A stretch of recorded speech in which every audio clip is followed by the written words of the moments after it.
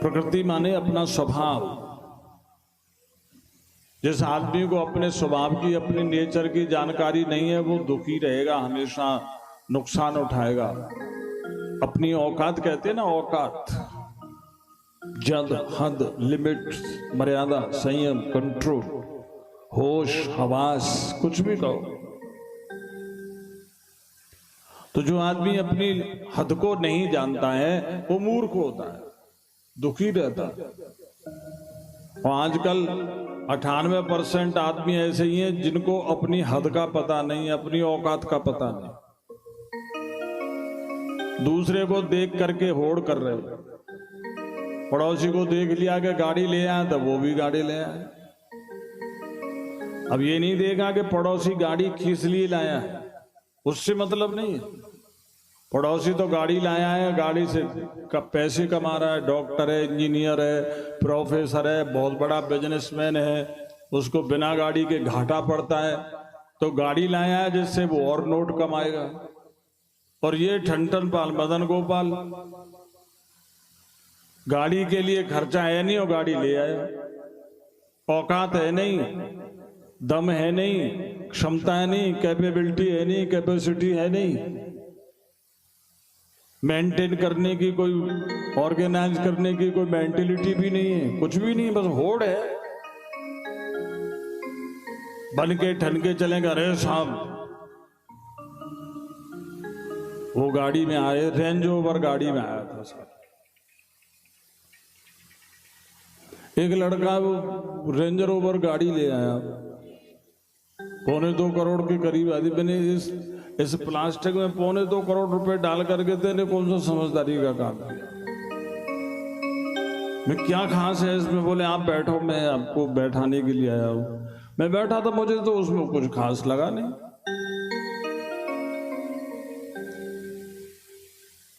जो 10-12 लाख की गाड़ी में लगता है वैसा है उसमें, केवल कोरा नाम ही नाम तो है। अरे साहब, रेंज रोवर गाड़ी में आए साहब, इंडिवर में आए साहब, ओडी में आए साहब।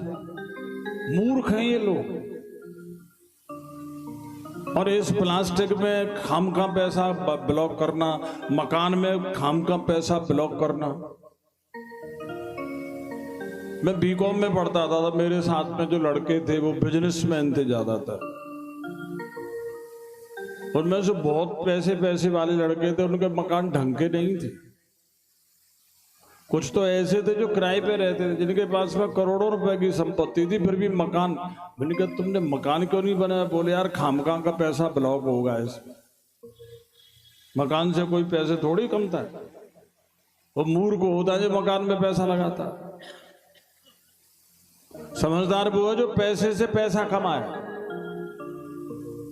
और मूर्ख वो है जो पैसे को ब्लॉक कर दे। गाड़ी लाए, मकान लाए, बंदूक लाए, सोने की चेन, बढ़िया बढ़िया कपड़े, होटल में खाना खाया जाए, पार्टियों में जाए,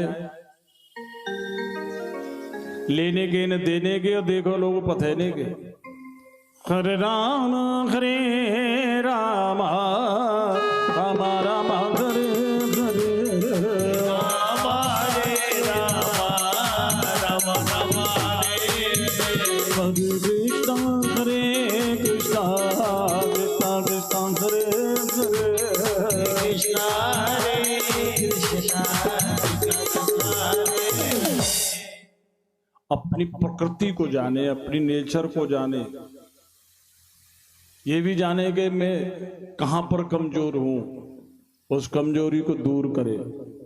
लेकिन अपनी कमजोरी से आदमी दूर भागने की आदत है, इस आदत को खत्म करे। अगर तुम पढ़ते हो, मैथ में कमजोर हो, मैथ को नहीं पढ़ोगे तो फेल ही तो होगे। मेरे साथ में बहुत से लड़के थे, वो मैथ में कमजोर थे, मैथ ही नहीं पढ़े तो फेल हो। कॉमर्स की अकाउंटेंसी बहुत टफ होती है, पार्टनरशिप अकाउंटेंसी टफ होती है, कंपनी अकाउंट्स टफ होते हैं। लड़के उनको पढ़ते नहीं, मैंने तुम फेल हो गए। जिसमें तुम कमजोर हो, नो इंटरेस्टेड हो, उसको तुम्हें क्वालिफाई करना चाहिए, उसको तुम्हें पास करना चाहिए। तो जो हमारी कमजोरी है उसको खत्म करना चाहिए, उसको छुपाना नहीं चाहिए। ऐसा आदमी होगा तब उसको पुरुष, तब उसके अंदर मर्दानगी आएगी, तब उसके अंदर ताकत आएगी, जोश आएगा। और जैसे आदमी को अपनी कमजोरी का पता नहीं, अपनी गलतियों का पता नहीं, क्या जोश करेगा, बर्बाद हो जाएगा, मर जाएगा। इसलिए पुरुष और प्रकृति, अपनी प्रकृति को, अपने स्वभाव को सही करे, होश में करे। और जब अपने स्वभाव को सही करेगा, होश में रहेगा, योग पूर्वक आत्मचिंतन करे, मूर्धा में ज्योति का ध्यान करे, तो मोक्ष प्राप्त होता है। ये उन्होंने मां को सांख्य का उपदेश किया। कहते हैं नास्त सांख्य समम ज्ञानम, नास्त योग समम बलम। सांख्य के समान कोई ज्ञान नहीं, योग के समान कोई बल नहीं। अगर तुम चाहते हो कि हम कमजोर नहीं हो तो योगाभ्यास करना चाहिए। कोई योगाभ्यास करता ही नहीं। हमारे जमाने में बहुत लोग योगाभ्यास करते थे। बड़े बड़े करोड़पति, अरबपति, पूंजीपति, सेठ, आगरा में बहुत बड़े बिजनेसमैन थे, देवकीनंदन विभव। उस जमाने में आगरा के सबसे बड़े पैसे वाले थे वो देवकीनंदन विभव, जिन्होंने कई जगह बसाई। न्यू आगरा तो पूरा उन्हीं का बसाया हुआ, ताजगंज, कमला नगर, बलकेश्वर कॉलोनी, और आधे से ज्यादा आगरा उन्हीं का। इतने बड़े पैसे वाले प्रॉपर्टी डीलर थे।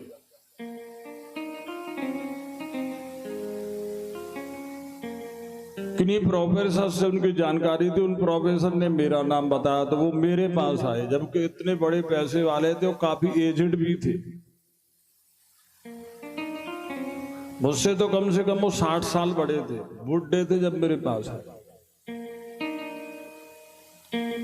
और मुझे ले गए कि आपको मैं रखूंगा ढंग से और आप मुझे इसमें मदद करें। मैंने कहा ठीक है। तो कुछ टाइम मैं उनके यहाँ रहा और मैं योगा सिखाता था, लेकिन फ्री ऑफ कॉस्ट, कोई पैसा नहीं। आगरा कॉलेज में स्टूडेंट्स को, प्रोफेसर्स को सिखाता था मैं योगा। सेंट जॉन्स कॉलेज के प्रोफेसर्स और स्टूडेंट्स को सिखाता था। कुछ लोग कांग्रेस सेवा दल के नेता थे, उनको सिखाता। 1 महीने करीब मैंने ये किया। तो वो जब तक जिए तब तक स्वस्थ और मस्त रहे।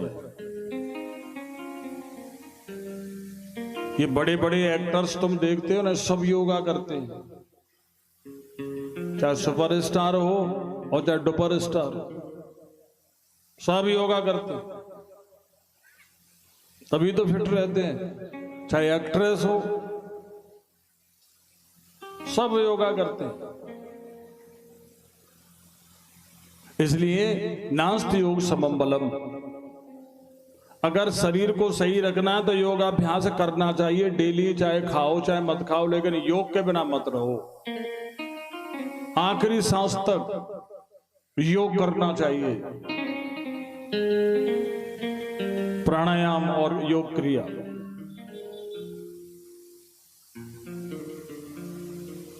और योग क्रिया, प्राणायाम और ध्यान तीनों को कहते हैं। ध्यान करने से तुम्हारी साइकोलॉजिकली फिट रहोगे और क्रिया करने से फिजिकली फिट रहोगे।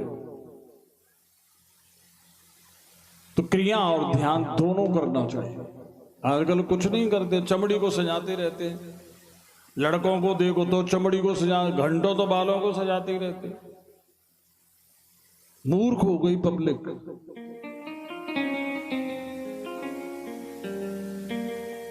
लड़कियां 24 घंटे चमड़े और कपड़े के लफड़े में लगी रहती हैं। जिसका ब्याह हो गया, चलो वो बेचारी कपड़े और चमड़े में रहे तो समय। जिसका ब्याह नहीं हुआ, वो लड़की पढ़ने जा रही है, वो 24 घंटे कपड़े और चमड़े के लफड़े में मिलेगी। ऐसी लड़के, ऐसी लड़की, ऐसी बुढ़िया, 90 साल की बुढ़िया डाई करती है बालों पर। कहां जाएगी? किसी पार्टी में कहां क्या कर, डांस करेगी, कहीं शूटिंग करेगी? शर्म ही नहीं।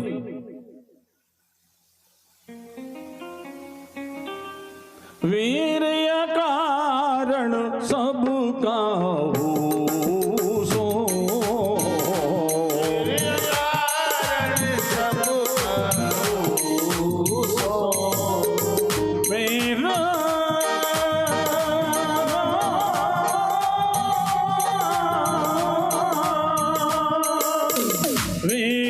कारण सब काहू सो,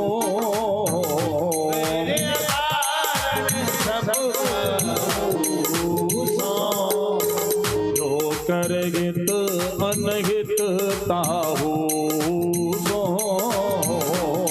कर हित अनहित ताहू सो, कर हित अनहित ताहू सो, कर हित अनहित ताहू सो।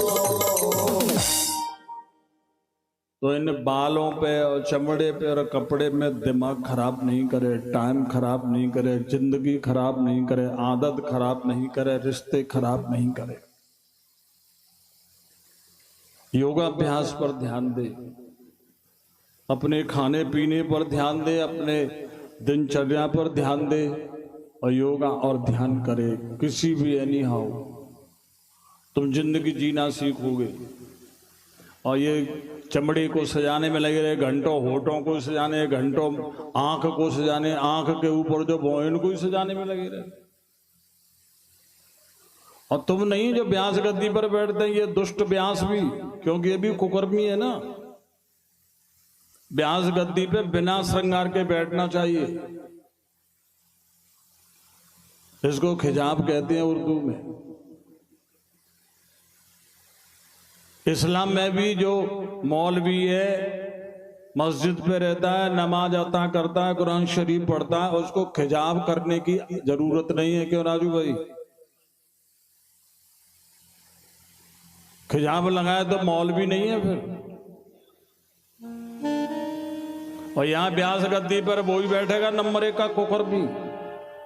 कई हजार रुपए तो बालों के स्टाइल में लगाएंगे, बालों को घुंघराले बना लेते हैं, सफेद बाल है, काले डाई करवा के आएंगे, घुंघराले बना करके आएंगे, कंधे पे लटक रहे हैं, कान पे लटक रहे हैं, और बालों को हिलाते रहेंगे, झटका देते रहेंगे। 10,000 रुपए चमड़ी की लीपा पोती में लगा, संग ही रखते हैं ब्यूटी पार्लर वाला, मेकअप करने वाला। इनको उठा के गद्दी से फेंक देना चाहिए, जो सज धज करके गद्दी पर बैठते।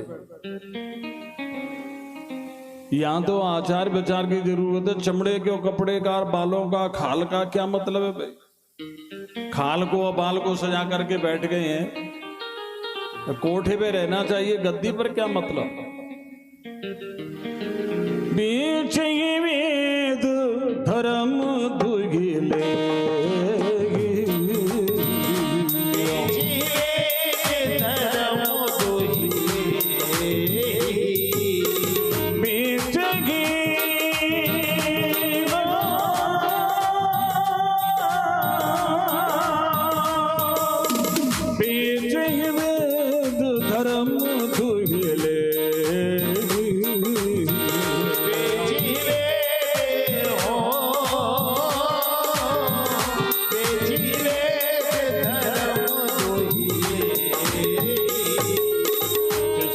पराए बाप कह दे, सुनो पराए बाप कह, सुनो पराए बाप कह दे,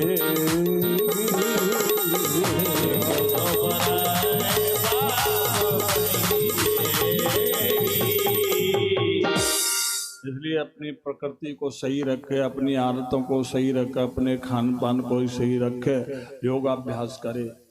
जितना टाइम तुम बालों में लगाती हो ना, इतनी देर ध्यान करो।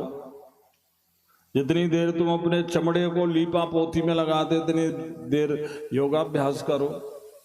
जितना पैसा तुम लिपस्टिक में और क्रीम में, पाउडर में, सजने में, बजने में और नखरे में लगाते हो, इतना किसी गरीब को, किसी मंदिर को लगाओ, तुम्हारे पीढ़ियां समर जाएंगी, तुम्हारी जिंदगी आबाद हो जाएगी। खाम खाम गरीब से गरीब आदमी खाम खाम पैसा बर्बाद करता है। इसको धर्म में लगाओ ना, आत्मचिंतन, ये उन्होंने बताया। और फिर वहां से जाकर समुद्र किनारे पहुंचे, समुद्र ने उनके चरण पुकारे हुए रहने लगे, बोलिए श्री कपिल भगवान की। और यहां मां ने अपने शरीर को धारा में कन्वर्ट करके मोक्ष प्राप्त किया।